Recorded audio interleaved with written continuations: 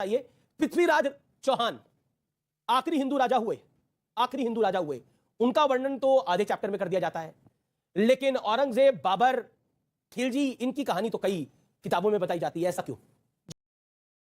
कोई अनपढ़ आदमी ये कह सकता है कि पृथ्वीराज चौहान अंतिम हिंदू राजा थे, तो फिर इसका मतलब राणा सांगा हिंदू राजा नहीं थे, महाराणा प्रताप हिंदू राजा नहीं थे। धर्म की रक्षा करने की जिम्मेदारी आप जैसे गुरुओं की थी, साधुओं की थी, संतों की थी, महात्माओं की थी। अब जो गली के टपोरी हैं उन्होंने धर्म की रक्षा का झंडा उठा रखा है, तो देश में इतना बदला है। और हम इसलिए कहना चाहते हैं, तो चलिए शुरू करते हैं। मैं अब राजकुमार भाटी के पास आता हूं। राजकुमार भाटी, आपके नेता हैं अखिलेश जी, उन्हें क्यों लगता है किसी भी फिल्म की अगर कोई बात होती है, चाहे वो कश्मीर फाइल्स की बात हो, चाहे वो पृथ्वीराज रसों की पर जो फिल्म बनी है उसकी बात हो, योगी जी देख रहे थे, तो क्यों उनको लगता है कि हर चीज मजाक का विषय है? अभी मजा आएगा ना भिड़ो।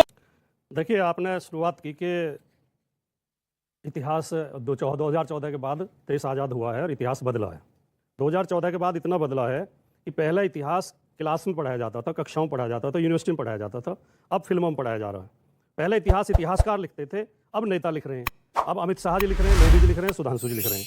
पहले ये तो लेटेस्ट न्यूज़ है। पहले प्रधानमंत्रियों के इंटरव्यू पत्रकार किया करते थे, अब कौन करते हैं? प्रसून जोशी करते हैं, अक्षय कुमार करते हैं। जो फिल्मों के हीरो हैं और जो कवि हैं वो जाके इंटरव्यू करते हैं। धर्म की रक्षा करने की जिम्मेदारी आप जैसे गुरुओं की थी, साधुओं की थी, संतों की थी, महात्माओं की थी। अब जो गली के टपोरी हैं उन्होंने धर्म की रक्षा का झंडा उठा रखा है। ये पृथ्वीराज चौहान आखिरी हिंदू राजा हुए, आखिरी हिंदू राजा हुए। उनका वर्णन तो आधे चैप्टर में कर दिया जाता है, लेकिन औरंगजेब, बाबर, खिलजी, इनकी कहानी तो कई किताबों में बताई जाती है। ऐसा क्यों? कोई अनपढ़ आदमी ये कह सकता है कि पृथ्वीराज चौहान अंतिम हिंदू राजा थे, तो फिर इसका मतलब राणा सांगा हिंदू राजा नहीं थे, महाराणा प्रताप हिंदू राजा नहीं थे, शिवाजी हिंदू राजा नहीं थे, झांसी की रानी हिंदू नहीं थी। पृथ्वीराज चौहान के बाद तो हजारों हिंदू राजा हुए हैं। 1857 तक दिल्ली सल्तनत जिसको कहा जाता है, 1857 दिल्ली की गद्दी जो कहा जाता है, उसमें आखिरी हिंदू राजा पृथ्वीराज चौहान को पृथ्वीराज चौहान ही हरा के हुए। मोहम्मद गौरी ने भारत पर शासन नहीं किया था। भूल जाते हैं हम। ये इस तरह के तर्क केवल वही लोग दे सकते हैं जिन्होंने आरएसएस की छोटी छोटी किताबें पढ़ी है, जिन्होंने असली इतिहास पढ़ा है। वो ये जानते हैं। एक बात और उठ रही है आजकल बड़ी तेजी के साथ, मुगलों को बहुत पढ़ाया गया है किताबों में, हमारे हिंदुओं को कोई कुछ नहीं पढ़ाया गया। भैया, कोई पढ़ा लिखा आदमी बताया क्या हिंदुओं को नहीं पढ़ाया गया?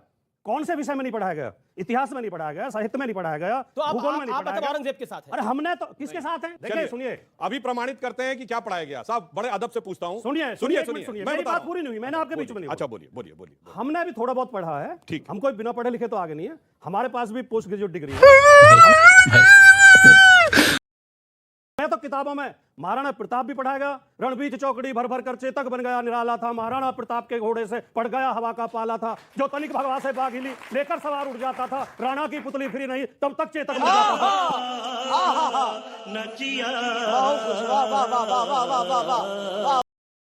हमने तो ये पढ़ा है। हमें तो शिवाजी भी पढ़ाए गए हैं, हमें तो पृथ्वीराज चौहान भी पढ़ाए गए हैं, हमें तो झांसी की रानी बुंदेले हर बोलों के मुंह हमने सुनी कहानी थी, खूब लड़ी मर्दानी वो तो झांसी वाली रानी थी। कौन कहता नहीं पढ़ाया गया? अब देश को मूर्ख बनाने की बात चल रही है अपने तरीके से। आपको लग रहा है कि देश मूर्ख बन रहा है? देश मूर्ख बन रहा है, आपको लग रहा है? लेकिन अभी आपने उत्तर प्रदेश में समझाने की कोशिश करी थी। मुझे 30 सेकंड। आपने बोला देश मूर्ख बन रहा है, ये सब लोग मूर्ख बन रहे हैं। नहीं बन रहा है, अभी बनाने की कोशिश की जा रही है। बिल्कुल, मतलब ये लोग मूर्ख बनाने की कोशिश है। एक सेकंड, आपने समझाने की कोशिश करी थी 2 महीने पहले चुनाव के अंदर, कोई नहीं समझा। आपकी कितनी सीटें आई, बीजेपी की कितनी सीटें आई, वो भी सबके हाथ में है। बिल्कुल अच्छी बात है, यही सही बात है, यही सही बात है। लिखने का हक हाँ, है। बिल्कुल। चुनाव जीत गए। मैं राजकुमार जी से कहता हूं, जितने बच्चे यहाँ बैठे हैं इंक्लूड और जितने वयस्क लोग बैठे हैं, राजकुमार जी, हम सब ने पढ़ा है। औरंगजेब का बाप कौन? सबको पता है ना, शाहजहां। शाहजहां का बाप कौन? जहांगीर। ये पृथ्वीराज चौहान का बाप कौन? बता दीजिए। इतिहास में पढ़ा है। चलिए, छोड़ दीजिए। अब और सुनिए, अब इतना नहीं, भगवान राम सुनिए। अरे भाई, एक मिनट। पृथ्वीराज चौहान के पिता सोमेश्वर थे। आप देखिए, इतनी देर में नाना तोमर थे। क्यों नहीं पता है? आप देखिए, उनकी लड़ाई जैसे चलिए अभी और सुनिए। संयोगता का फर्क अच्छा, चलिए। मैंने पृथ्वीराज रासो भी पढ़ी है। अरे भाई, आपने पढ़ी है पृथ्वीराज रासो, चैप्टर में नहीं थी, मतलब सिलेबस में। पृथ्वीराज रासो अलग किताब है, अलग किताब है, टेक्स्ट बुक की वो तो किताब में हमने नहीं भी है। पढ़ी। अब सुनिए, पृथ्वीराज रासो अलग किताब अब है। एक चीज और। अच्छा, भगवान राम के अब तो वो पिता सच है जो आप दशरथ दोनों थे। के हैं। अच्छा, अब तो सुनिए, पृथ्वीराज रासो भी गलत है, भाई, अब तो चंद्रप्रताप भी बिल्कुल गलत नहीं है, है। अब तो इतिहास भी अब गलत आप बोलेंगे, है, अब तो भगवान भी गलत है। अब आप बोलेंगे, जो अमीर जी के हैं, जो ना अलग है, वो सही है। पृथ्वीराज रासो अलग किताब है, वो एनसीईआरटी की किताब में शामिल नहीं है। एक सेकंड, अब सुधांशु त्रिवेदी, आप अपनी बात देखिए, रखिए। भगवान राम के पिताजी दशरथ थे, दशरथ जी के पिताजी। अरे मैं ये क्विज है कोई? देखा, ये नहीं पढ़ा है। देखो, औरंगजेब का बाप शाहजहां, शाहजहां का बाप जहांगीर, जहांगीर का बाप हुमायूं, हुमायूं का बाप बाबर, सब पता है। यही तो प्रॉब्लम है, नहीं पढ़ाया गया है। इसीलिए मैंने कहा, इसलिए आप आ जाकर पॉलिटिकल मोदी जी के पिता जी अच्छा का नाम सुनिए, बता दो। चलिए छोड़िए, मोदी जी मैं के पिता जी दामोदर दास मोदी। अडवाणी जी के पिताजी का नाम क्या अब दूसरी बात मैं कह रहा अडवाणी जी के पिताजी हूं। का अरे नाम सुनिए बताओ। भाई, क्या चलो सब छोड़ दो, ये कोई बात इतिहास है? छोड़ो, इतिहास छोड़िए। ये कोई 2016 में आगरा में मुगल म्यूजियम किसने बनवाया? सुधांशु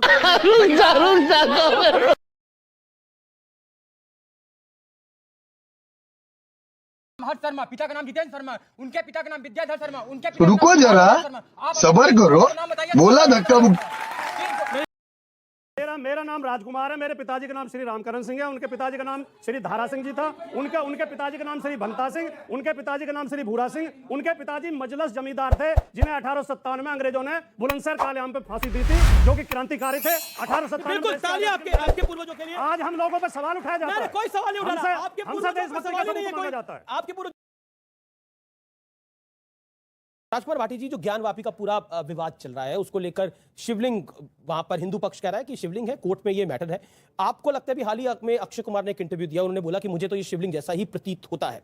और क्या आपको लगता है कि अगर वो विषय है तो पॉलिटिकल पार्टीज को उस विषय पर अपनी राय साफ करनी चाहिए? ज्ञानवापी पर आपकी राय क्या है?